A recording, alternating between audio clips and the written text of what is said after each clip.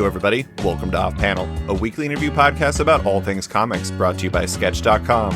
I'm your host, David Harper, and this week's guest is the artist of Chew, the cartoonist of Farmhand, and the writer of Mosely. It's Rob Guillory. Thanks for coming on, Rob.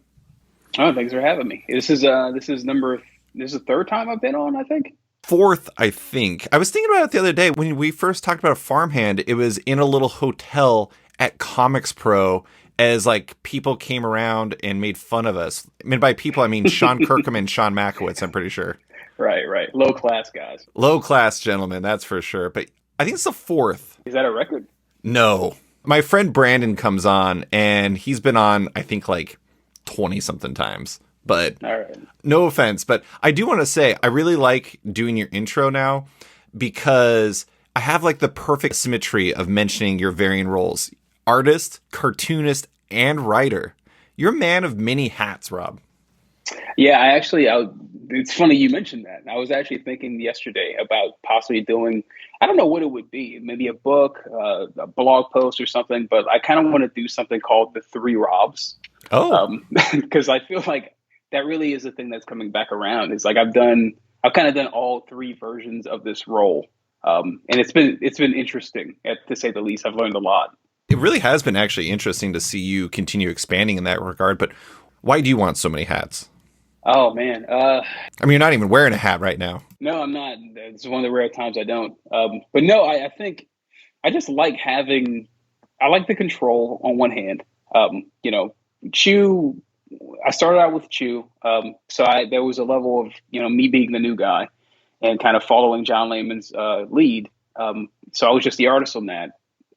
And it was great. I had a lot of control, but at the same time, there was still a level of compromise because it's a collaboration. That's what collaboration is. And then moving on to Farmhand, I just wanted to know what it felt like to have everything, to wear all the hats, even to be project manager, business manager, manager of the whole thing. And, it was great. And I feel like I've come of age on Farmhand more so than I did on Chew. But then moving on to my new book, Mosely, I kind of wanted to dial it back a bit and go into an area I've never gone in before, which is obviously writing for another artist, and also working with a completely different publisher I've never worked with before. I worked with Boom a few times here and there for covers, but I'd never really dove into a creator-owned thing with that company before. So some of it's experimentation. I just want to see kind of what I like, because at the end of the day, I've been in the industry full time since 2008, but I still feel very young in the industry. Like there's 8 years of my run, or actually more than that, over a decade of my run has been at Image. It's only been in one model, period. So I think there's a lot of variation that I need to kind of explore before I kind of know exactly what I like.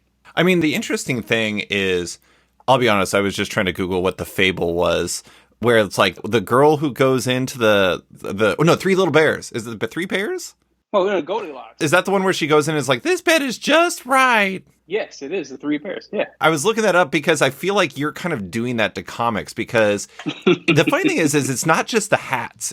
You look at Chew. You come on and you draw that book, and it's your first big project. And it's not just a big project. It's 60 issues plus a number of like one shots, right? Right. And then you take on Farmhand, and it's like, I think it's going to ultimately be, is it going to 25 or 26? About 25. 25. Okay, so it's going to be 25 issues of you writing and drawing, but it's not just you writing and drawing. It's now you taking on all of the roles of Image. So you got that. And then Mosely, 5-issue miniseries, just writing it, working with a publisher that has an editorial team, marketing team, design team, all these different things. So you are kind of whatever the hell fable that is, you're doing that, but for comics, and just kind of, you're trying to figure out which bed works best for you. Yeah, you're going to love it, because the next project I have that I'm actually in the process of signing the contract now is actually going to be for its book market. It's completely, oh my God, completely different. It's going to be a 200-page OGN. So yeah, I'm dipping my toes kind of all over the place. You said you learned the most from Farmhand, but I imagine you kind of, there's little things you probably pick up from each of them about not only like how is the best thing to do this, but also probably like what do you like? Yeah. Mm-hmm. Yeah. I mean, with with Chew, obviously, I kind of came through. I had to figure out all this crap on the go, because the first issue of Chew, I was only doing like 3 pages a week. Like I worked on it over a pretty long expanse of time, and then by the time issue one came out, I was up to issue three at that point. So at some point, it caught up to me, and I had to figure out how to do a monthly comic because I'd never done one before. Chew number one was literally the very first full comic like that I've ever drawn. Like everything else was like 8-page anthology, like in Pop Gun and that sort of thing. So I had to figure out over the course of Chew how to fill that gap. How do I do a monthly comic?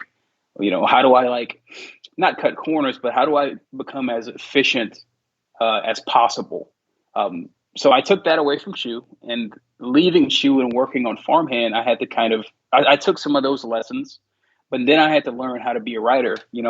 I've always written in my free time, but I needed to learn how can I be as productive and efficient as a writer as I am as an artist. So I had to find what works for me as a writer, which for me personally, I have to do them separately. So like usually I write, I'll take 2 months just to write 5 issues, and I won't do any art. I'll just kind of zone in and just, put the blinders on and just focus on pure story. And then I'll jump in for 5 months straight and just do all the art. But it's again on Farmhand because I'm wearing all of the hats, because, I have the writer's hat, and then I jump into the art hat, and then I have a colorist, Jean-Francois Bellieu. I have to kind of manage him as well, but thankfully he's amazing. There's not much managing to be done there, but I have to work with him, give him notes. I have a letterer, so I also have to do another pass of my script and prep for the letterer. He kind of tweaks stuff. I'm going back over everything, making sure everything lines up, and then I have a designer, Bert Durand, who I've known for years, who does all of the book design, that sort of thing. So yeah, I'm all over the place on that thing. And I've learned so stinking much. But then on top of that, moving over to Mosely, I have to say it was like, because like you said, Boom is a very different publisher than Image. Image is a great publisher, but in a lot of ways, they are sort of like the Wild West. Not as much as they were back in 2008 when we started with them with Chew. They have more people in-house. There's more, like, everyone's got a specialty. They all have departments. Back then, we had no idea who was who, and we were trying to figure out, like, what are we doing? Who do we email? We have no idea what we're doing. Nowadays, there's very specific people who do very specific things at Image. But at Boom, I had a marketing phone call with them for Mosely, and I love Image, and this is not bashing Image, but I've never had one marketing phone call with anyone at Image at any point ever in the over a decade of me being there. So that was a completely different experience to sit with a marketing team at Boom, have them, they've all read the book. They all know what I'm doing. They know what I'm going for. They're bringing their own spin on it, and they want my take on it. And they've got the slides. They've got the social media strategy and all that kind of stuff. And it's a completely different experience. I've never had that in comics before, and it's been really cool to have. So yeah, it's cool to kind of go around and dip my toes in and see what works for me. And I've taken what I've learned at Image with Farmhand, and I've brought it to Boom, because I'm still kind of project managing it. Like, I have an editor, and who's great, Sierra Hahn, but at the same time, I'm still like, I put that creative team together. The artist Sam Lotfi, I've known him for over a decade. I've always wanted to work with him. I've always thought he was sort of like the best kept secret in comics. Like, I kept like referring him to other companies like Marvel and DC and saying, you got to work with this guy. You got to work with this guy. He's really good. He's amazing. And I finally got to use him on Mosely. And same thing with Jean-Francois. I still use him on Farmhand. He's my colorist. So I brought him over to Boom, and I put this team together. And it's one of the things I love the most about this book, is like, I put these guys together. It's exactly what I want it to be. It's better than I expected. It's better than I ever could have hoped it could be. And it's all within the umbrella of Boom. So it's a creator-owned book, but with the corporate structure of Boom. So it's been a cool experience. I love the fact that you're taking all of this and then you're going to do a book market book next. I mean, it's going to be a different experience on top of like what Boom is. It's going to be different than even Boom is. And like, I know one of the big things is like there's like a long lead time. You have to be done with it, and then it's going to be out for a while, and then they're going to start marketing, or it's not going to be out. It's going to be done. They're going to market it for a long time, and then it's going to come out like, and you're going to be like, I don't even remember doing this book. This was so long ago. Yes. But at the same time, you're probably going to learn things there too, and you're probably going to carry a lot of things from all of this stuff into there that you're going to, I don't know, it's going to enhance the experience for both you and whoever you're working with, I'm guessing. Absolutely. And I mean, honestly, I mean, even to take it further, during Farmhand back in 2019 to 2021, I also was working in Hollywood because we had optioned Farmhand at AMC. So I wrote the pilot, and we had optioned things. We had optioned Chew like a handful of times, but I wasn't involved in the process. We kind of like farmed it out to Hollywood and let them do what they wanted. But with Farmhand, again, I wanted more control. So when Hollywood came knocking, I basically just said, that's fine. I'm interested, but I come with it. I have to be in every aspect of it. I want to write the pilot. All the business decisions, all the business meetings, all the corporate executive calls and creative. I wanted everything. And I did everything. And, I learned so stinking much from just those experiences and writing with, I wrote with a writer named Latoya Morgan, she's writing on Duster with J.J. Abrams right now. She's been in the industry forever, and she was basically my Yoda. And so I was sitting under her for 2 years learning basically the art of writing a screenplay because I've never written a screenplay before. So it took my writing to like a whole other level. I came out of it a better writer. But, I also learned a lot about contracts and negotiations and, a lot of stuff I hadn't necessarily picked up in comics, I picked up in Hollywood. And honestly, it gave me new perspective on comics because, comics, I love comics, but comics can be a very unprofessional place. I still think comics is the best medium. I love it. But, I think Hollywood, they just were so much better to me than comics has often been to me, They're definitely a lot more established and have very rigorous structures set up in a way that comics does not necessarily always have. Exactly. So coming back to comics, I kind of, I brought some of those attitudes I picked up in Hollywood, the business practices. I wanted to bring that professionalism back with me to comics. And I think, having now dipped into the book market, I'm having a similar experience where I'm seeing, their processes are different. There's an advance. Oh, wow. That's, you don't get that in comics for the most part. It's a very different experience, and it's cool kind of, again, dipping my toes in, seeing what I like. I like having my fingers all over the place and kind of taking the best of each situation. I have to say, I don't like your book market foray, if only because it is Goldilocks and the Three Bears. It's not Goldilocks and the Four Bears, Rob. You've messed it up by introducing a fourth element. There's no fables that are number 4 based. There'll probably be something completely different after, I'm sure. I'm sure. One of the things that artists bring up to me a lot is that they have too many ideas to draw them all themselves. Yeah. And I'm not going to say this is a control thing, but it's, if you have ideas, you want to make those ideas happen. And it makes sense that somebody like you would look into getting into the writing game because of that. And because you've always wanted to work with Sam. Mm-hmm. Yeah. And it also, I think, I just turned 40 last year. And, things start looking a little different, and I started realizing just what you said. I have so many ideas. And there's no way I'm going to be able to get to them, especially because I'm the kind of artist who likes to take my time. I don't like rushing stuff out, So I kind of am way more open. And I always knew I would write for other artists. I just didn't know I would like it as much as I do. I've spoken to, when I started working on the Farmhand pilot, one of the first guys I spoke to was Jonathan Hickman. And, we were kind of going back and forth. And I'm the kind of guy who I like looking for wisdom. So I like looking for people who are doing kind of where I want to go and just asking questions. Mm-hmm. I've asked you questions. I ask you questions all the time. because I know you're in it, you know stuff that I don't know. So Hickman was one of the guys I reached out to, and his advice to me, as an artist himself who branched out and started just kind of writing for everyone. Now he doesn't really do the art thing very much. His advice to me was, don't stop drawing. It's cool to start writing for other people, but don't ever put down the pen. Don't put down your drawing pencil, because there's something special going on there. There's a purity to it that he kind of misses, I think.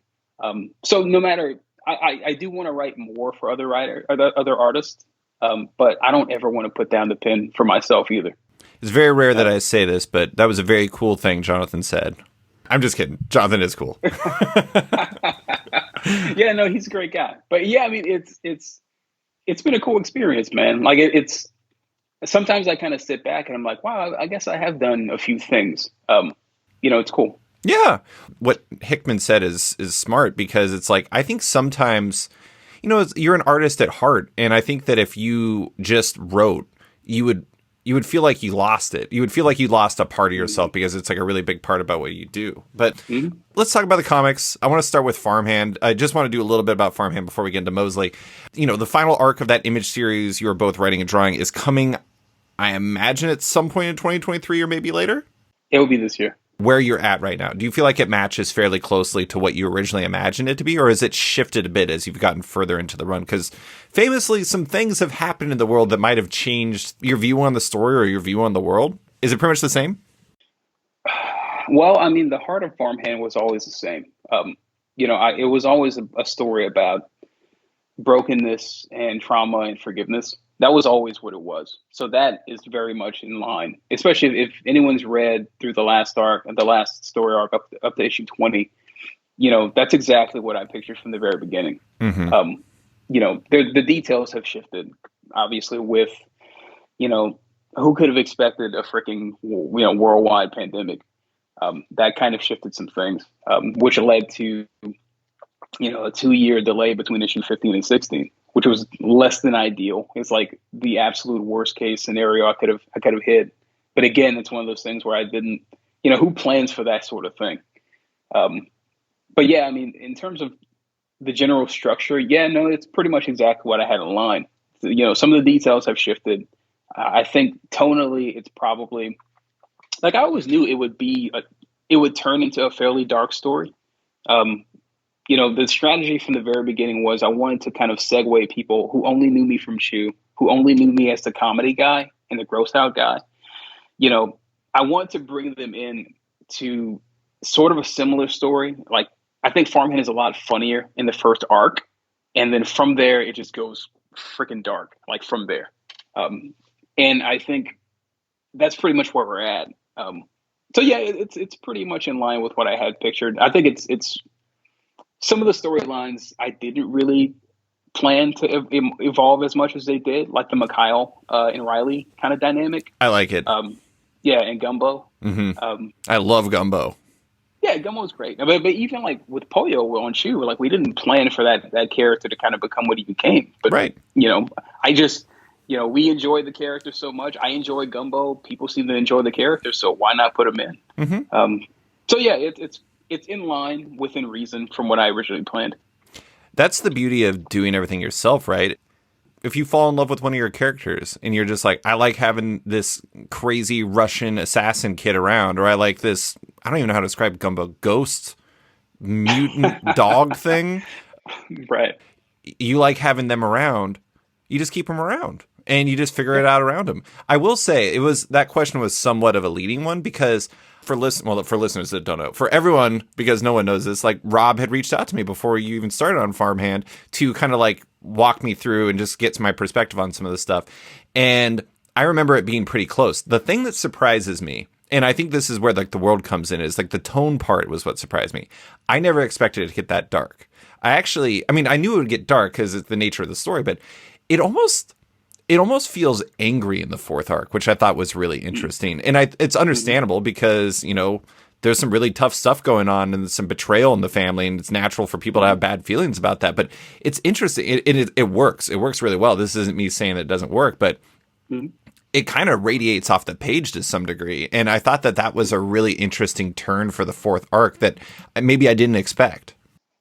Yeah, well, yeah, that needed to happen because I mean, and this doesn't spoil anything, but I knew, the entire story arcs around Ezekiel Jenkins, around the son, and he's always been an angry character. I mean, from the very Oh beginning. yeah. But again, it was always kind of inside. But things happen in the third arc. There's revelations about the past. There's revelation basically about the wound, about what really happened to his mom, what his dad really, really did. That's always been the source of the anger. It's always been, what led him down a path of alcoholism, what led him down, estrangement from his family, all this kind of stuff. It's always been the root of everything. So, you know, the fourth arc I kind of looked at as like the trial of Ezekiel Jenkins. It was this character being put. I mean, the test of a hero is you got to put him through the ringer. So he's basically being tempted. The entire arc. Are you gonna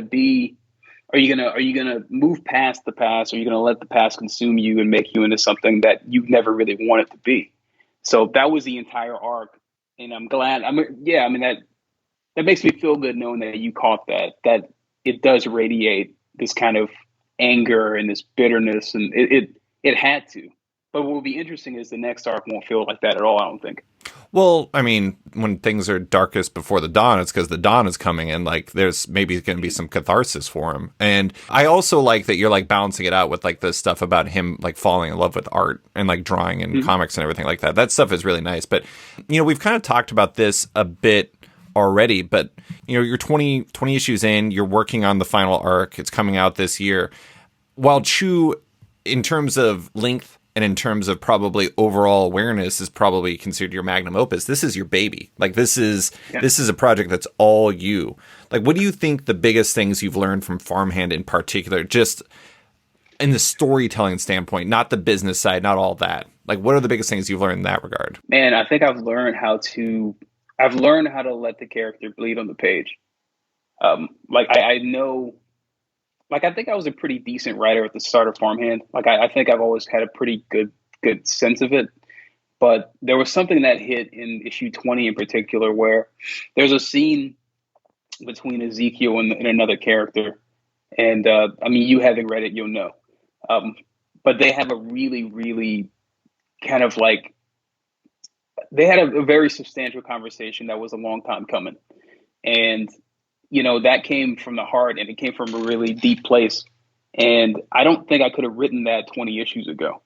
And I've gotten to a place now as a writer, even with Mosely as well, following Farmhand, where I think I'm able to tap into real places within myself and my own experience and kind of bring them into the character.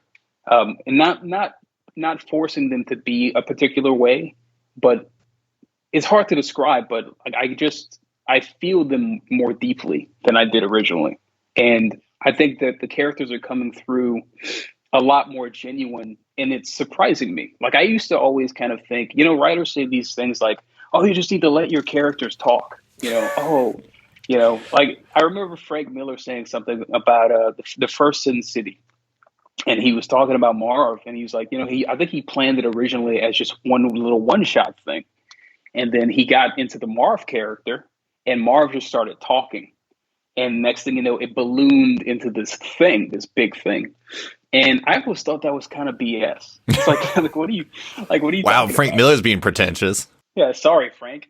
But no, obviously he was right, and I think I'm only now kind of hitting that stride in my writing where, oh, okay, like this character just wants to do this. Like I didn't plan on it; it just kind of came out that way. So I think that was cultivated through Farmhand, and part of it's because Farmhand is not biographical. It's not a 1-to-1 ratio, but there are things from my life that are definitely being kind of like very much influencing what this is. So it's not like I have fun on it, but it's not. I don't have the same kind of fun on Farmhand as I did on Chew, because Chew is just pure escapism for Yeah. the most part. Farmhand is the opposite of escapism for me. Like Farmhand is me kind of looking at myself. Like it's like literally turning around and looking at past, looking at things I've been through, and kind of working through them in the art. So yeah, it's That's probably what I got from it, though. Just kind of knowing the characters, letting them speak a bit more. And now, a quick word from one of our sponsors. Zoop is starting 2023 with a bang. In January, there'll be new campaigns launched each week from some incredible creators. Spearheaded by Paul Allore's Pink Midnight presents The Butterfly House, there are also campaigns by Craig Rasmussen, plus Waco Comics' Jeff Messer, Cam Kirkhow, Doug Wood, and more. All these creators greatly appreciate your support over at zoop.gg. It takes less than 30 seconds to sign up, and the checkout is easy and intuitive. Add multiple rewards and add-ons into your cart, provide some info during checkout, and you're done. No confusing additional steps in finalizing your pledge, and no post-campaign surveys.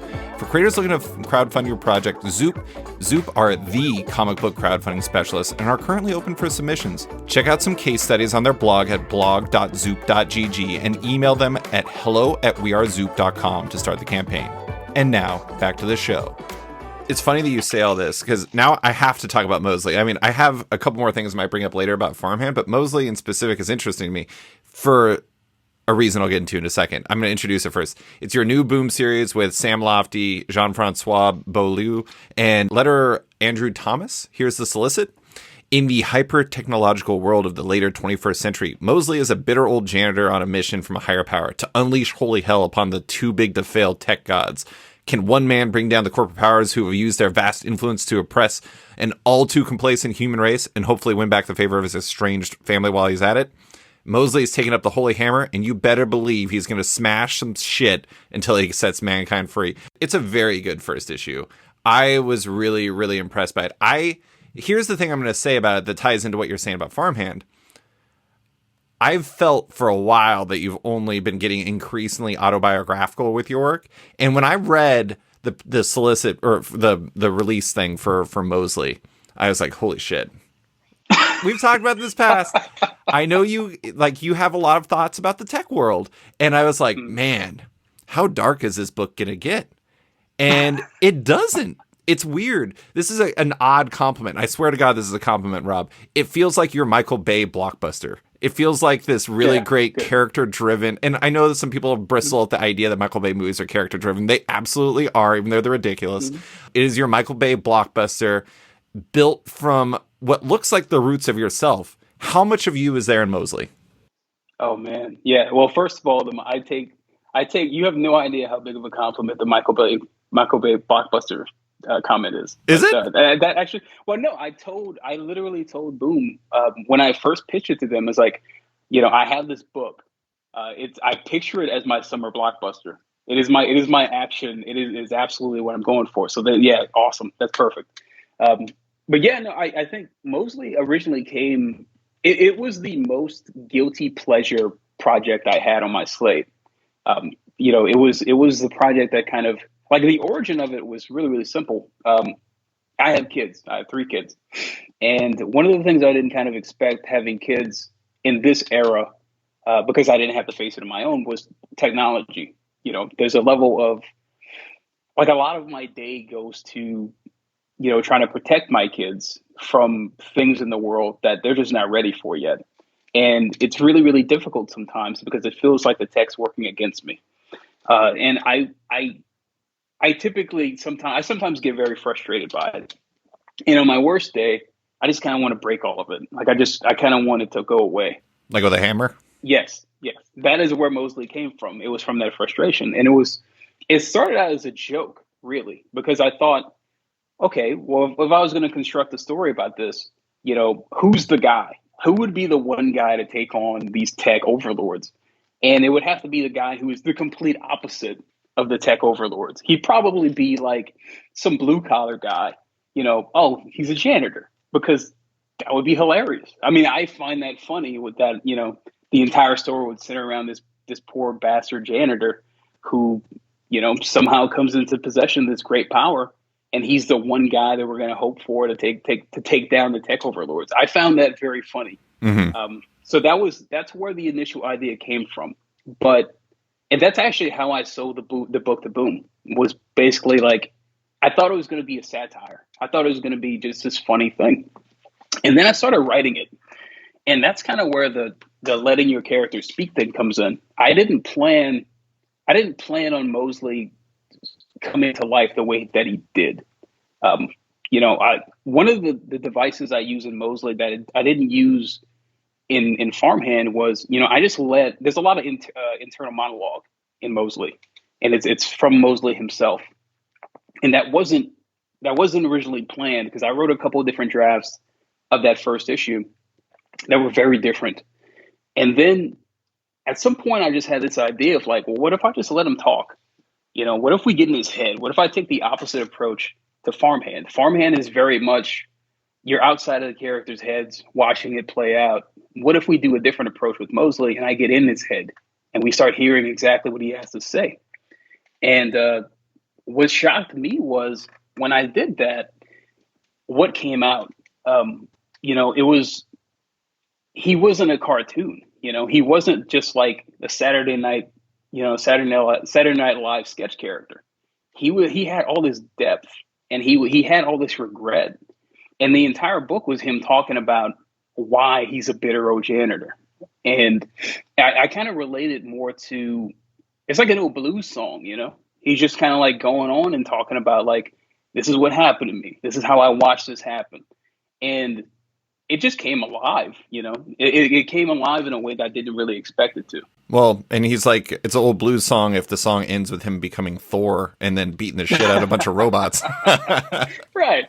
That's the best case scenario. Right? That would be a really crazy blues song if I'm being honest. But it is funny, like to bring back the Michael Bay of it all. The part that surprised me the most was the open, because I expected it to kind of open on the world. Like the world as is. I expected it to be like him dealing with it as a janitor. Michael Bay movies always have those like segments where it's like establishing why the emotions are like this. And often it's at the beginning of the movie where it's like, it's often about family and it's about these connections where it's like, oh, this is why I have to go and blow myself up on an asteroid or a comet or whatever it was for Armageddon. Or like, this is why I have to go and like take over the rock, even though I'm Stanley. What is his name? Stanley Goodspeed from The Rock, where he's got to go do that, even though his wife is pregnant and all this stuff like that. You have all these like big things, and you have that in the open, and it makes the whole thing. You're so much more invested in him, and you also are so much more understanding of the journey of both himself and technology, and that was really well done. I don't really have a question there, Rob. Good job. Well, thanks, man. Yeah, I think it was. I think it was effective. I mean, that open, and it's a simple premise. I mean, it's just this poor guy who, he thought he was kind of he wants to fix the world. He wants to make the world better for his young daughter, and he makes some choices, and he thinks technology is the way to go, and of course, it just kind of leads to him making the exact opposite of what he wanted to make. Mm-hmm. So obviously he would have some angst. Obviously he would feel bad about that. And, him kind of the entire story is sort of a story of him trying to make things right and trying to get redemption, which is a theme that I'll probably always explore in my books. It's a big part of Farmhand as well. Well, I mean, it's one of the central tensions in human lives is like how we deal with regret. It's like there's two directions you can go. You can be defeated by it or you can be inspired by it. And Mose is definitely inspired by it. The thing I really like about the book too is there's so many visual shorthands for how Mose is different. Like the most simple one is just the fact that everyone has like this weird red eye that's tech enabled. And I love the fact that you and Sam worked out that little simple solution just to differentiate and just show that like Mose is like the one who's different and who hasn't like fully hooked in, even though he understands the world because we come across it in the beginning, and like also he just doesn't want it. He's rejecting it. Yeah. And that was a really nice choice. But I guess tying into Sam, why was Sam such a good fit for this book? Man, honestly, Sam, it went beyond just the fact that he can draw really nice images. That was a plus. But the thing about Sam that made me always want to work with him is, having met him at shows and hung out with him and had, broken bread with Sam, met his family. He's just a good guy. Like, he's just a really good human being who's really consistent. And I knew I could trust him. And I knew that he would I knew he would appreciate the shot and he would bring his absolute best more than anybody else because he just would want to kind of honor our friendship. You know what I mean? Like, that's what like when I think of Sam, I don't really think of him in terms of a comic book artist. I just think he's a good guy. and a good family man. So I knew that we would connect in that way. Like, we're both family guys, and that's Mosely. Like, I mean, Mosely is a family guy. Right. Things went horribly wrong, but he's still a family guy, and that's really what the book's about. So I thought, having two dads work on this book who have both had that kind of similar paradigm would probably bring something special to the book. So he's been a blast to work with. I mean, I think he's told me that he's basically leveling up for this book and trying to turn in his absolute best work. And I think he's achieved it. Like, I knew he would kill it, but he brought, like, every page, like, he just turned in the last pages of issue 2 a couple nights ago. And I was flipping through everything last night, and it's even better than the first issue. I mean, he's just improving by leaps and bounds every single issue. He's a beast.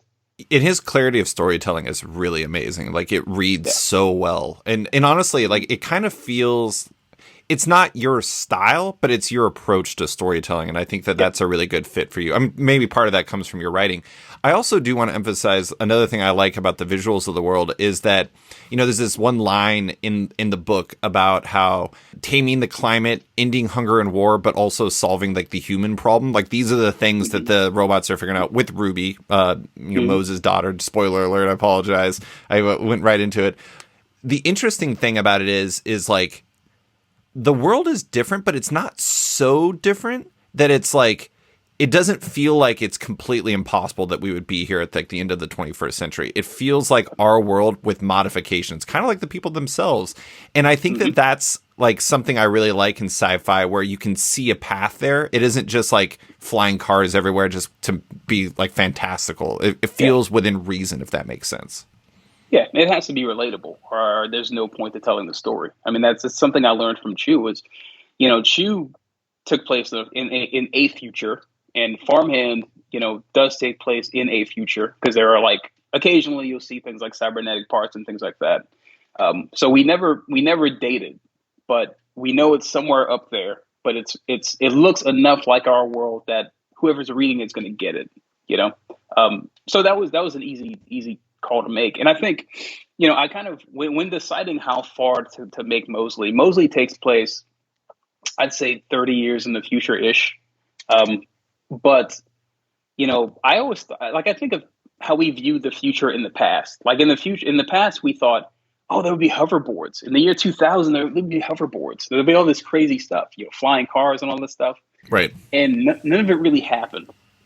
So the future, we've advanced, but not quite as far as we thought we would. So I pictured, 30 years from now, it probably would look fairly advanced, but not unrecognizable, just because of human flaw and, like, our own kind of stupidity. It would be incredible, like flying pyramids and that sort of thing. But at the same time, it probably would be localized. Like, it probably be just in the rich kind of areas of town that would be the most advanced. But on the outside, it would just be a slum. Like, everything else would be a slum. And that's pretty much the world of Mosely. And plus you add in, like, the climate change. There's clearly something going on with the environment, and the robots are in on it. There was a lot of, the world building was very interesting, because I didn't do like a Bible for it. I knew what I wanted, but it's also, that's sort of the beauty of only doing a 5-issue series versus like a 25-issue series with Farmhand. I knew that I would have to hit it a lot faster, and I would have to, like, Farmhand has this massive cast. With Mosely, it's very small. It's the family with a few other big characters, but that's pretty much it, because it's only 5 issues. I'm glad you're enjoying it. That makes me very happy. I'll tell you something I didn't enjoy. The comment about the nano doc and about how it was 5 nanoseconds long and it had 12 views or whatever. And then he said, "You're famous." As a micro influencer myself, which is the only time in the world you ever hear me describe myself as that. How dare you, Rob? You're coming for my throat and I don't like it. Yeah, I mean, that's got to be where it's going, though, right? It's got to be like, because I mean, attention is really the thing we're searching for the most. Right. I mean, we're fighting for it, even in comics. Well, yeah, I was going to say, like, before we started recording, we were talking about the comic industry. If that's one of the most intense battles right now isn't like market based or industry based, it's attention based. And that goes across, that's not just in comics, that's not intra comics, that's across everything. And like a future where something had 12 views and it was 5 microseconds long, and that being considered famous is actually kind of believable, because just imagine in that world where you're recording everything and it's like what was the Black Mirror episode? The entire history of you, that one where you record everything with your eye. That is very believable. That future is very believable.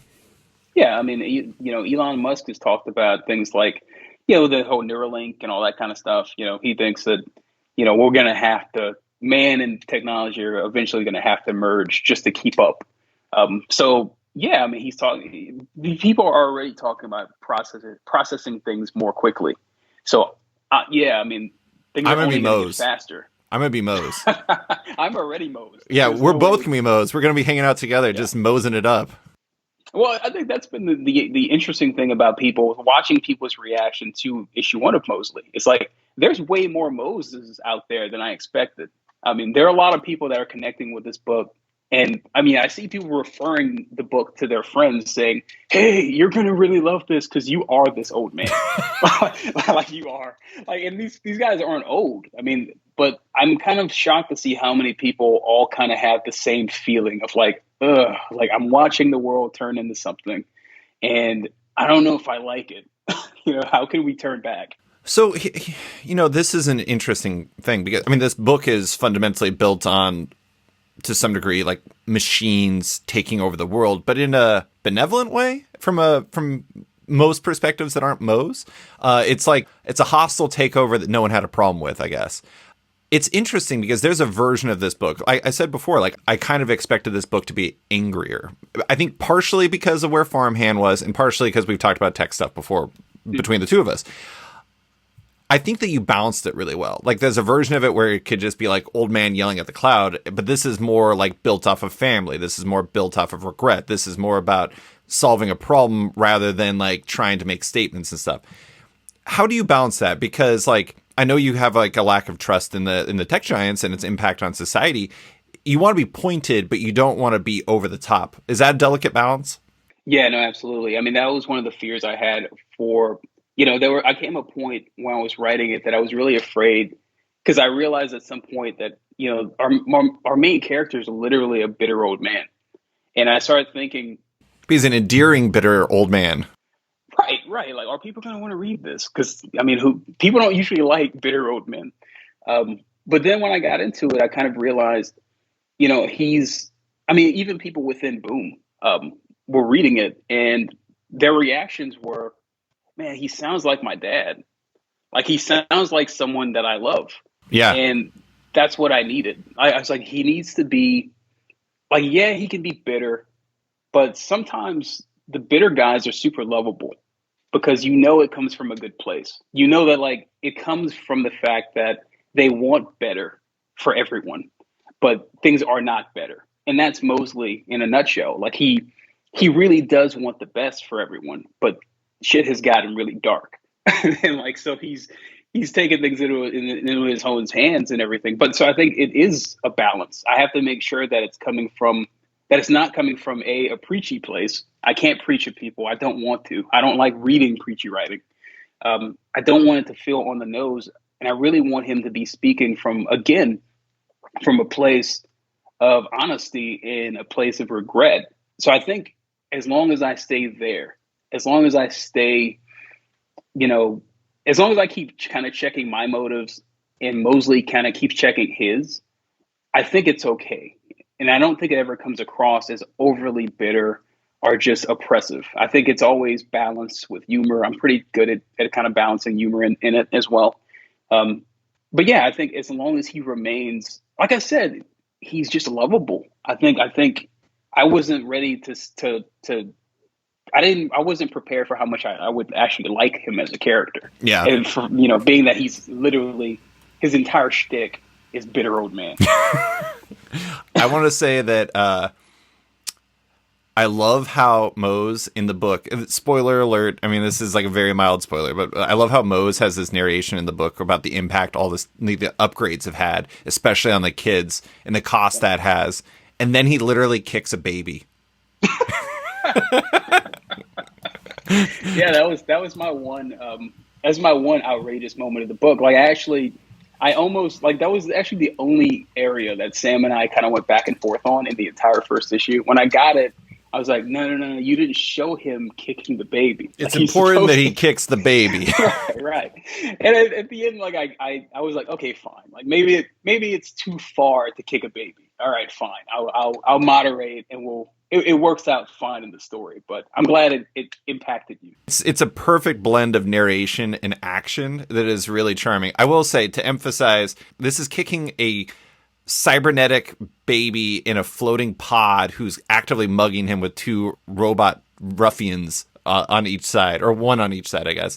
And so it's a very reasonable kicking of a baby. Granted, also, the baby can speak very good English. I don't know if that's just like, maybe it's more of a toddler and it has like just a strong vocabulary because all the cybernetics, but still, it was a very funny moment. Just a few more things on Mosely. I do want to bring up the family part about it, because Farmhand, very family oriented. This, very family oriented. It's about Mose and his daughter Ruby, but also, I mean, perhaps his wife at some point. But family is always a big focus for you on these stories. Is it just because that's a big focus for you as a person, or is it because it's just like the type of thing that contextualizes and helps readers get into the story? Yeah, I mean, part of it's obviously because that's where I am. You know, I'm a very, very family centric. And I just think in those terms. I mean, even beyond, like, when I think of character, I don't know how to write a character that doesn't have a past. And I don't know how to write a character that has not been shaped by the people who put him here. So I think naturally I have to go to family every time. Like I can probably say that literally every book I ever make will have that aspect of it, because I don't know how to write any other way. So yeah, it's very, very central, and I think it's going to come up a lot in the book. That really is the heart of the book overall, that's kind of the hard thing about marketing comics is, you know, I mean, even with Farmhand and with Chew, you know, you have these books that are multi-layered. You know, Chew is about a guy who can get psychic visions from what he eats, but it's so much more than that. But how do you fit it all in the solicits? It's like not even possible. Like the original solicits didn't have anything about bird flu or, you know, the FDA or chicken, you know, conspiracy, pandemic conspiracies, all that kind of stuff. None of that was in the pitch. I mean, none of that was in the original solicits to readers. Farmhand was the exact same thing. It's like guy who grows human body parts. Okay, cool. But there's so many other things that I don't have time. I can't fit into the initial pitch. Right. And Mosely is the exact same thing. You know, it was solicited as, well, you know, this guy's sick of technology. He's got a giant hammer. He's going to smash. And that is the hook. Yeah. But it was always way more than that. So I knew that people were going to be reading it blind, thinking it was one thing, and then quickly discovering, holy crap, this is something completely different. And it's actually very, very rewarding for me over this past week since it's come out, getting the reviews and starting to like see what people say online on TikTok or on the Instagram Reels and that kind of thing. And the number one reaction is, holy crap, I thought this was going to be this. It's actually this. Yeah. And I really, really like that. That's exactly what I'm going for. I think it's funny that when you started like kind of describing the book, I think you took on like a hint of a like trailer voice, where you got a little bit deeper in there and you started describing it. You know, Chew is a funny one too, because it's like, it's simultaneously like this big, crazy book that has so many different elements to it. But I also feel like its French title perfectly encapsulated it by, what was it? Tony Chew, Cannibal Cop or whatever? Cannibal Detective. Cannibal Detective. Yeah. I feel like that is like that could be like a manga title and it would be a massive hit. But anyways, it is interesting. That can be really hard to do. But tying into that, we talked about Boom. I do want to ask about specifically what made them appealing for this book. You talked to them in the past. They're obviously way different than Boom, than Image, than, like as we discussed previously. Was it just trying to try something else out and get a good feel for like different ways you could do this? Or like what was it about Boom that really specifically appealed to you? Well, I had a really good rapport with a lot of the people behind the scenes at Boom. Like I said, Bryce. Talking with Bryce, yeah. Yeah, Bryce has been a buddy of mine for years, and I think he's been slowly kind of grooming me to do this. Like we've been talking for years, and he would always kind of like just say like, "Hey, man," like we end up, having a big 3-hour call every year for the past. It's a really long call. It's a really long call. But most of the time, we just talk about our kids. So like we just talk about kids, or yesterday we talked about plumbing around the house and household chores. Hilarious. That's yeah. So like we have a really good rapport. And at some point after our last call in 2020, I think it was in 2020 or 21. I ended the call and I started thinking, this could be fun. I've never really, I have a very different relationship with Image. The guys at Image have always been good to me, but I've never had a 3-hour call with a publisher before, ever. And I've been in this industry for a long time. So I had this thought of like, why not? I've never done it. I'm still young. Let's give it a shot. Maybe I'll love it. And I knew, like I said, I couldn't do another Farmhand while I was doing Farmhand. I couldn't take on all the roles I have on Farmhand on another book while I was still making Farmhand. And again, just hit 40. I'm realizing I can't do this all by myself. So, or at least not for every book. Yeah, exactly. And I want to put more out there. I don't want to take, because again, I like to take my time with things. I rather kind of go away for a while, and then come back with a bunch of stuff rather than kind of have a lot going on at once. But, writing it all for another artist kind of frees me up in a lot of different ways, So it's a kind of a weird feeling seeing Mosely come out and I'm not working on Mosely right now. Like it's kind of strange. You're done. I'm done with it. Like I have a couple backups I'm working on here and there, but it's done. Yeah. So I'm over here working this other project, but with Farmhand or with Chew, I was literally in the middle of it when it was coming out all the time. So whenever a new issue came out, I was already working a couple issues ahead. So it feels sort of like cheating. And I've kind of joked about this with guys like Scotty. Like, I'll say like, this feels like cheating. It feels like magic. Like I just kind of write these pages and amazing art just shows up. It's amazing. So yeah, with Boom, like I said, it was mostly just kind of, I wanted to see what it felt like. I wanted to see if I liked it. And I was okay with hating it, just to have, I really, really was. It sounds horrible to say it, but like I said, I'm young. I'm only 40. I have a lot left to learn about this industry, and I have to dip my toes in different places to see what fits the best. And like the Boom experience has been really, really good. What's beautiful about them was from the very beginning when I pitched them, I asked up front, point blank, so you're going to give me an editor? Yeah. Okay, cool. Now here's my big question. Can I ignore everything the editor said? And they said, sure, it's your book. I was like, awesome. That's all I need to know. Yeah. Because I do value, like I said, I absolutely value whatever input they give me. But if you're hiring me to do a story, I need to do it my way. And you may not always agree with me, and you may not always know what's going on in my head, to make these decisions. But ultimately, I need to be able to just do my thing. And to their credit, they've absolutely done that. We've had conversations about story stuff here and there, but they're content to let me kind of like take a swing and possibly miss. So it's been good. And now, a quick word from one of our sponsors. It's Bad Idea, and the Renegade comic book publisher is back doing their crazy antics. The latest includes putting a comic from Mark Waid and David Lapham, The First Supper, into a recent edition of Previews for Order completely randomly. Or it was the latest, until Bad Idea also snuck a new comic from Joshua Dysart and Kano, The First 7 Days, into the same edition of Previews. Don't worry if you missed it, because you probably should have, as it was hidden under the publisher name B-Side Press with fake creator names. That's how Bad Idea rolls, though. Making notable comics with great creators in extraordinarily unusual ways. Keep your eye out for whatever's next with Bad Idea, if you can. And now, back to the show. I love that. I hope Sierra's not listening to this, contemplating burning an effigy of you. She's great. Yeah. She's really fantastic. But that's the thing is like the nice thing about having a structure like that is, you have somebody to give you, not pushback, but give you feedback. You don't have to listen to it, but it's somebody that's on your team offering constructive criticism. Then on top of that, there's the marketing side. I mean, like Boom typically does like the variant programs, from what I understand, and that they have a tendency of being pretty extensive at times.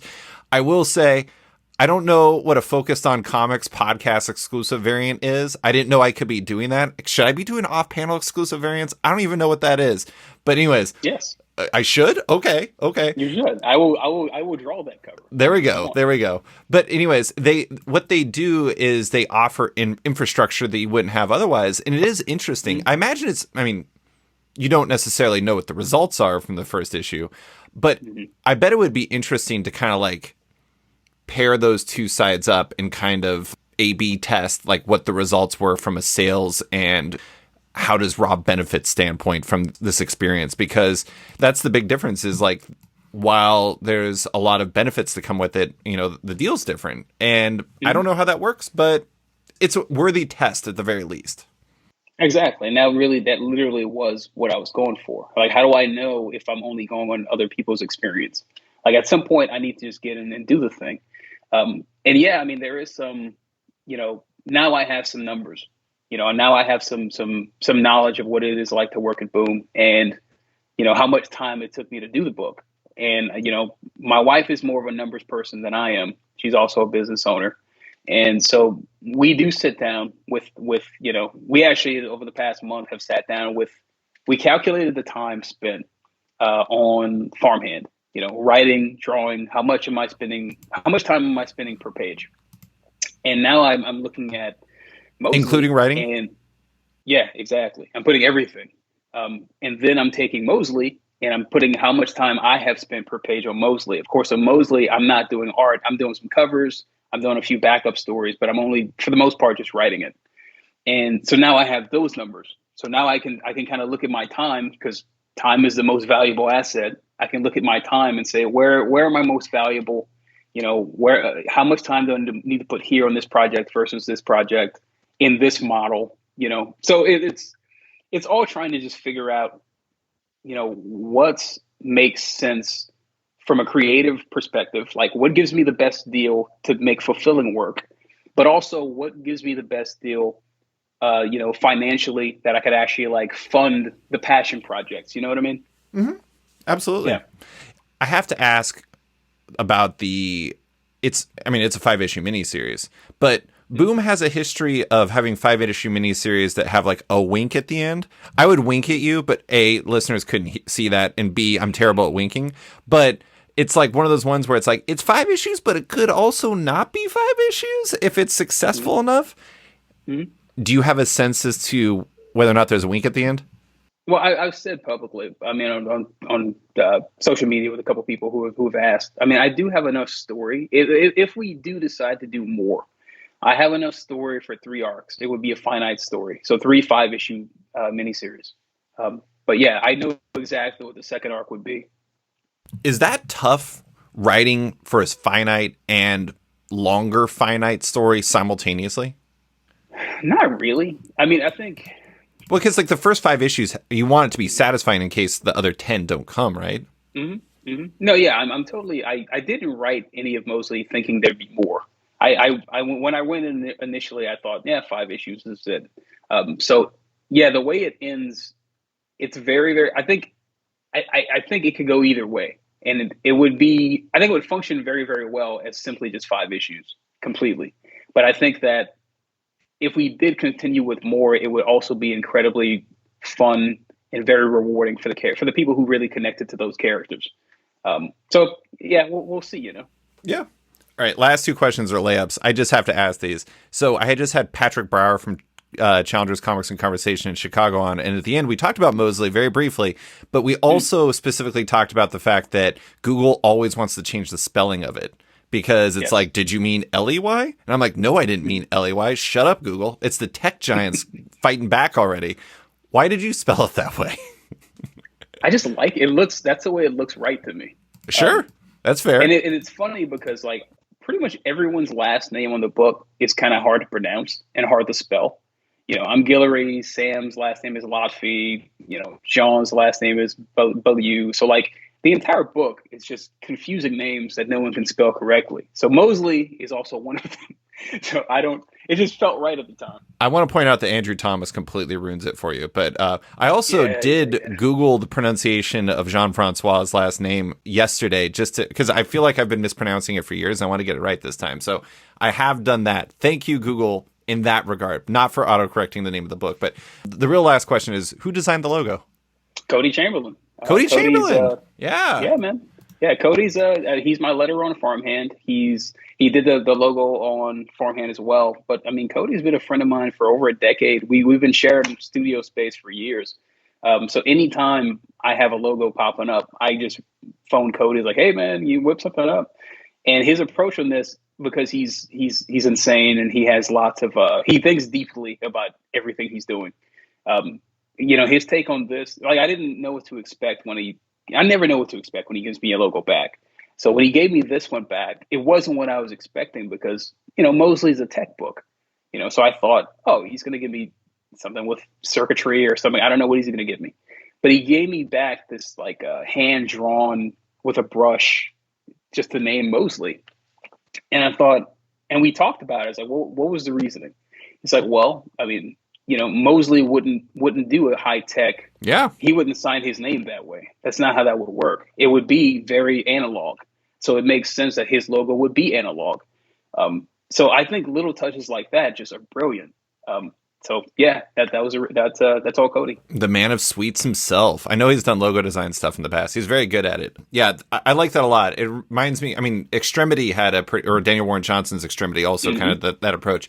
It makes sense too, because he does have kind of like this samurai man against the world type thing going on. And like it being like that Japanese style brush makes it feel very right. But before we go, I want to ask you a few questions in regards to the larger comic industry, because we're in a very interesting place in time, as we discussed. But I do want to ask about how you feel things have changed since Chew, because before we started recording, we talked about how Chew operated in a completely different environment. It launched in 2009, right? Yeah. Okay, so it launched in 2009. Now, 2009, for listeners that don't know, was also kind of a weird time in comics because it was pre-New 52 and it was pre-Market Explosion, but it was also a place where Walking Dead was kind of kicking off, and so there was a lot more interest in Image stuff, and well, not more, but there was rising interest in Image stuff, and Chew was very successful during that time and throughout its entire run.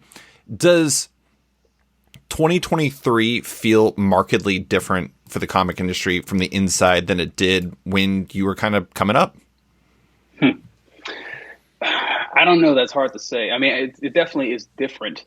I think more often than not, when I talk to my buddies in the industry or just people that are just in the industry period, the thing that's shifted is because there aren't.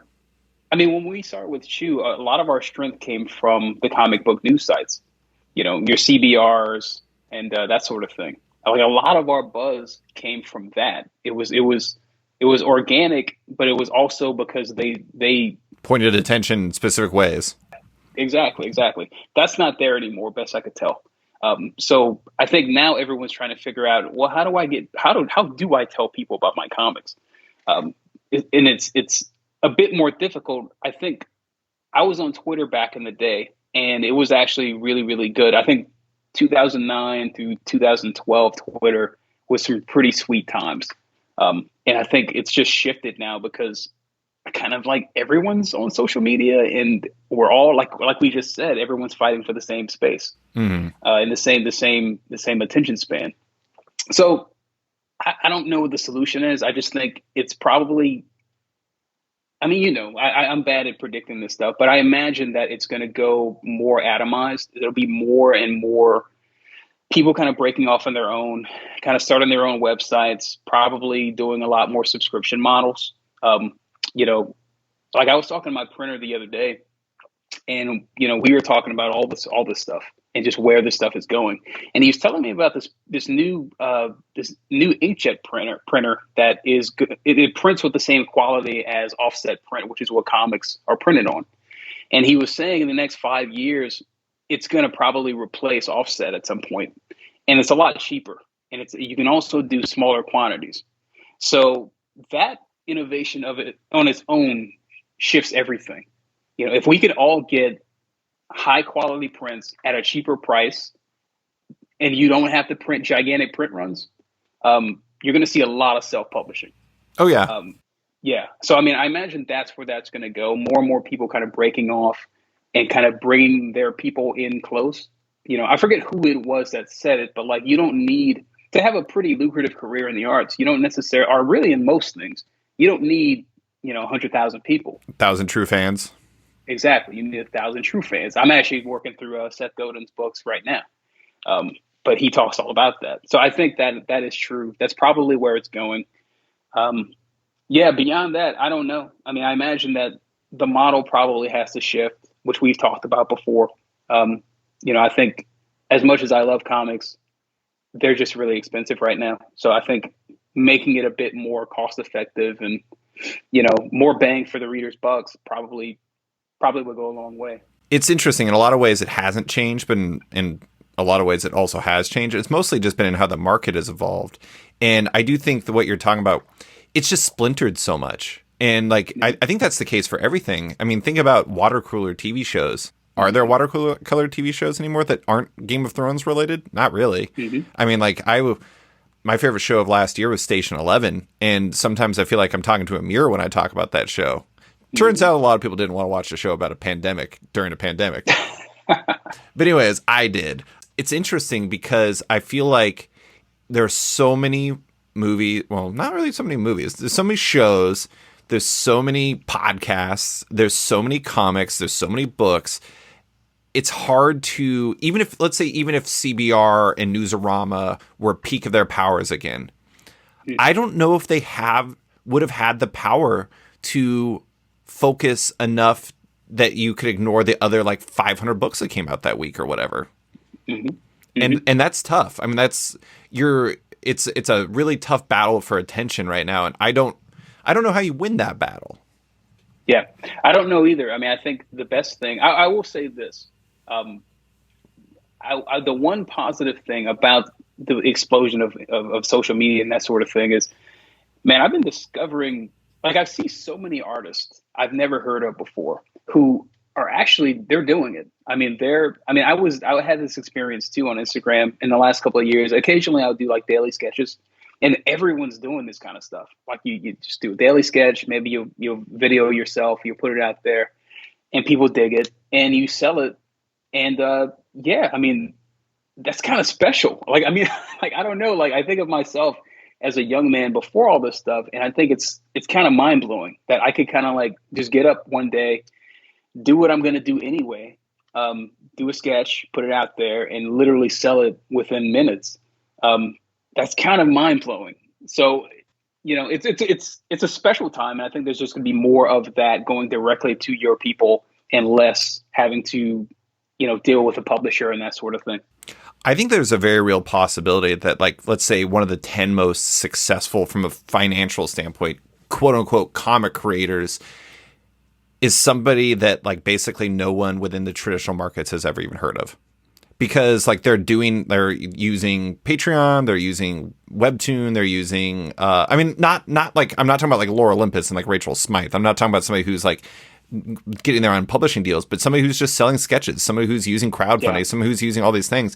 And people within the traditional structures, including the book market, might not even look at them as our vision of success, but in reality, are they? Yeah, they're immensely successful. And I think if there's it's an exciting time because there's more options. It's just trying to cultivate all those options to turn it into something that resembles a real lasting career is a little bit more tenuous than I think it ever was. And I think that makes it scary, but also exciting. I don't know. Yeah. Well, I mean, I guess that's every creator is going to have to on their own kind of decide what works best for them. Yeah. You know, I was just literally right before I did this, I was listening to a Cal Newport's podcast, and he's talking about Is that what was this book? There's something about work. What was it? deep work. Deep Work. I read that book. That's a good book. Yeah, yeah, it's good. But yeah, he was talking about Michael Crichton and the difference in the career paths of Michael Crichton versus John Grisham. And basically, Crichton was this guy. They're both very, very different, but very very disciplined in how they did things. But Crichton was, you know, he had giant visions from the very beginning. Like he was like, I'm going to write this book, but I'm also going to direct the movie. And like he was a jack of all trades, and he just blew up from that. But then you have John Grisham, who literally his entire gig from the very beginning was, I'm going to write one book every year. I'm going to write from January until July, and then I'm just going to tour and everything later in the year. But he spent all his time just, you know, doing Little League baseball. He apparently is huge in the Little League baseball. Sure. But he was very successful, but not in the same way that Crichton was. And I think that's everyone. That's every creator. We all have to decide, you know, do I need to be the guy who's all on Instagram and, you know, running around doing TV shows or whatever? Or can I just be the guy who's on Instagram, who's just, you know, I post 3 times a week.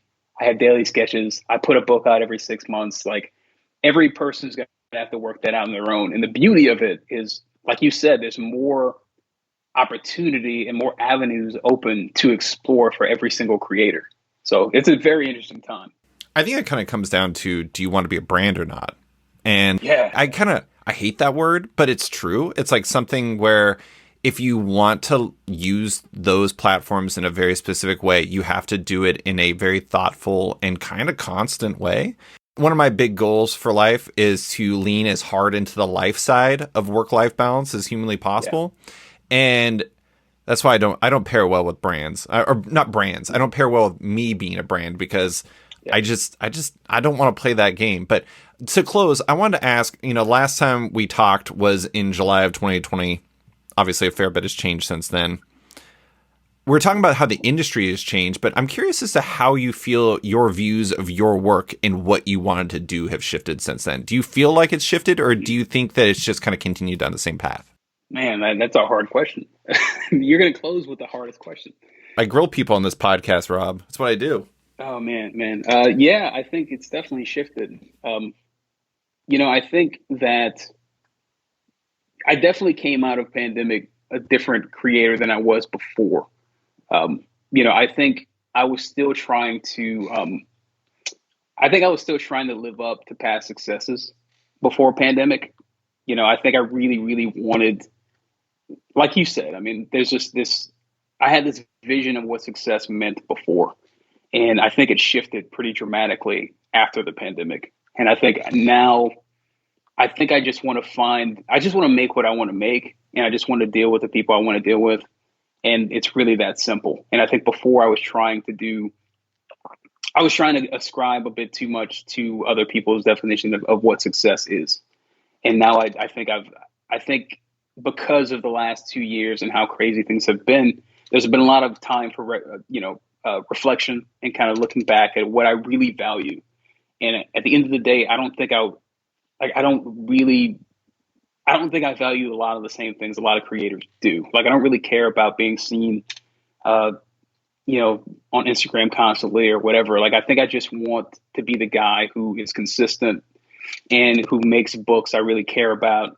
And I don't know, that's kind of it. Like, I mean, I think I've simplified a lot, and I've reconnected with why I love this business and why I love this medium. You know, it's not because of, I don't know, like coming out of Chew was kind of an interesting experience because, it was my first big book. It was my first real foray into this level of storytelling. And it's kind of, it kind of screws with your head, kind of debuting on a mountain. Like, you know, blowing up from the get-go paints the rest of the industry and your views of the industry in a weird way. Because you think, oh, this is just how things are. And now, after coming out of Chew and being out of Chew, we finished Chew in 2016. So it's been 6 years or almost 7 years. You know, looking back, I can see, holy crap, that was lightning in a bottle. That was special. And it was a blessing to have that at such a young age. It's rare. yeah, it's very, very rare. So now I think I've kind of eased into a really comfortable place where I'm really dedicated to pushing myself, pushing my craft, exploring other options because I'm just open to dabbling in all kinds of different venues I wasn't before because I had a very limited view of what I thought success in comics were. Well, I have to do. I just finished Chew, so now obviously I gotta jump on a Marvel book or something because that's the trajectory of these things. Mm-hmm. But in hindsight now, I just think screw it. I just want to make what I want to make where I want to make it, and I'm just going to do what I like. So I think I've just simplified. I'm happier in my work. I'm happier with my work, and I think there's more experimentation to come. But yeah, I'm definitely a different guy than I was back then. Well, I'm excited to see what's next. God only knows you have a lot of it. Rob, thank you so much for coming on to talk about Mosely, Farmhand, and everything else you have coming on, and Goldilocks and the Three Bears, which I apparently have developed amnesia of since I was a child, but I really appreciate you taking the time. Cool. Thank you, man. Thanks for listening to this week's episode of Off Panel with writer, artist, and cartoonist Rob Guillory. You can find his work in Mosely at Boom Studios and in Farmhand at Image Comics. Love Off Panel, want to support it? Subscribe to the podcast on Apple Podcasts today and give the show a rating or review while you're at it, but 5 stars only. You can also support the show by backing it on Patreon. Find the show at patreon.com/offpanel, and when you back it on there, you get early access to each week's podcast as well as weekly content and more. Want even more? Subscribe to my subscription comic site Sketched at sketch.com for long-form articles, interviews, and the rest of the site's content. You can find Off Panel and Sketched on social media by following on Twitter and Instagram at @sketchcomic or following me at @slicefrygold. Big thanks to all my existing patrons, including Travis Schmeiser, Tom Evans, Natalie Mockery, Reed Beeman, Kelly Sudaconic, Max Wood, Jeremy Lambert, Brian, Matteo Ciccati, Chris Doré, Near Levy, Dennis Hoffman, Jason Hussa, Cancel Comics, Kieran Gillen, Jonathan Kent Uratam, Henry Johnson, Jingo Boren, James Tynan IV, Chris Langford, Jason Wood, Tom Peachy, Ben Damstead, Rom V, Devin Fitzsimons, Nick Walker, Patrick Coyle, Isaac Oren, Scott Carpenter, Rent Norb Studios Comics, Nicholas Palmieri, Capes and Tights Podcast, Klaus Van de Ven, Brian, Submed Industries, Raj Patel, Jack Mulqueen, Kyle, Carl Kerschel, Robert Masella, Elzo Chartier, Luke Nakashoji, Dr. Luke, Scott Hazelwood, Michael Tunk, Canadian by Proxy, Johnny Cannon, Bradley Rader, Carl Choi, Brandon DePills, Patrick Broward, Declan Shalvey, Dan Garino, Josh Williamson, Adam Freeman, Ben Wild, Brian Klein Q, SB, Nick Bennett, Daniel Whitfield, Susanna Polo, Reed Hinkley Barnes, Mario Tiambang, AbductedTheComic.com, Andrew Carita, Matt Mahoney, Stephen Hall, Pensacola Pop Comics, Kim Eslin, Philip Myra, Christian Shelton, Kenny Porter, Chris Pachalo, Torrin Grunbeck, Buzz Bubbles, Christopher Todd, Transmitter Down, Waltz Comics and Books, Danny Ollie, Paul Salates, Akil Wilson, Alex Demetriopoulos, Terry Dodson, Wesley Gift, Sean Kirkham, Alistair Ross, Julio Anta, Brett A. Schmidt, Jason Goodmanson, Paul Reinwan, Vita Ayala, Dave Slusher, Akil, Kokachi, Sean Pinello, Ken Heidelman, Philip Seavey, Al Ewing, David Kelly, Rob Wilson IV, Nick Polito, Brendan Fletcher, Jonathan Nielsen, Jason Massey, Adam Bogart, Matthew Taylor, Nick Patera, Jacob Sorelli, Ford Gilmore, David Baraldi, Nick Hall, Bjorn Basin, John Hendricks, Steve Anderson, Ian Maxfield, Cliff Chang, Colin McMahon, Chris Palmer, Scott McGovern, Nathan Fairbairn, Kat McKenzie, Adam Highfield, Fiona Staples, Mark Abnett, Mike Murphy, Michael Shirley, Tom Barnett, Jim Demonakos, Norbert, Nick Lowe, James Kaplan, and Mission Comics and Art in San Francisco. You guys are all the best. A quick thanks to Wolfpack for letting me use their song Outro as the show's opening theme, and to Upright T-Rex Music, who wrote and performed Off Panel's outro and ad music just for the show. Check out their music on Spotify because it's completely delightful. Thanks for listening, and tune in next week for another episode.